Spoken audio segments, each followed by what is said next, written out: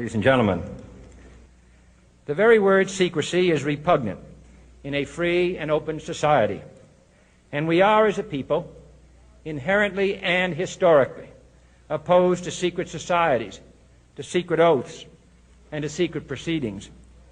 We decided long ago that the dangers of excessive and unwarranted concealment of pertinent facts far outweighed the dangers which are cited to justify it.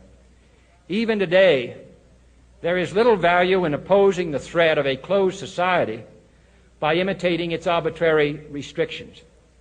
Even today, there is little value in ensuring the survival of our nation if our traditions do not survive with it.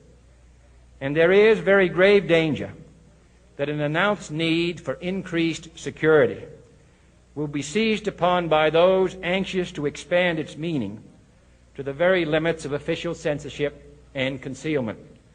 That I do not intend to permit to the extent that it's in my control.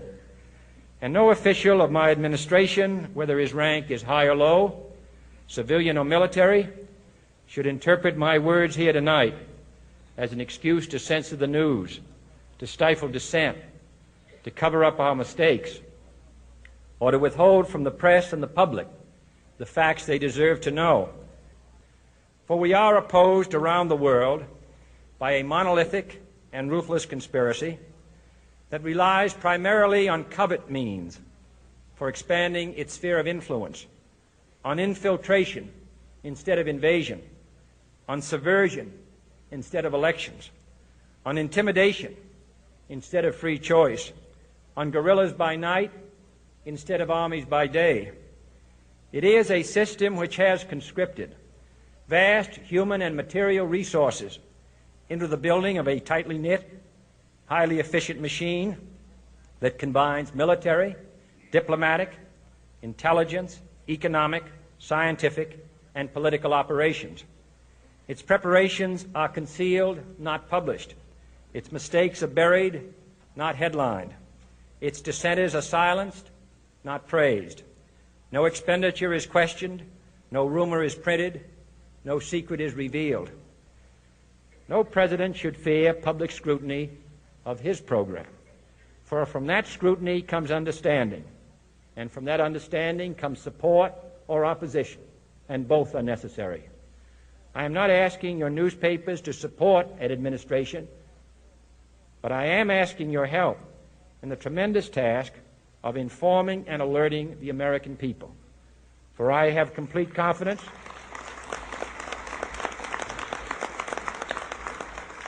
in the response and dedication of our citizens whenever they are fully informed. I not only could not stifle controversy among your readers, I welcome it. This administration intends to be candid about its errors. For as a wise man once said, an error doesn't become a mistake until you refuse to correct it. We intend to accept full responsibility for our errors, and we expect you to point them out when we miss them. Without debate, without criticism, no administration and no country can succeed, and no republic can survive. That is why the Athenian lawmaker Solon decreed it a crime for any citizen to shrink from controversy. And that is why our press was protected by the First Amendment, the only business in America specifically protected by the Constitution, not primarily to amuse and entertain, not to emphasize the trivial and the sentimental, not to simply give the public what it wants, but to inform, to arouse, to reflect, to state our dangers and our opportunities, to indicate our crises and our choices, to lead, mold, educate, and sometimes even anger public opinion.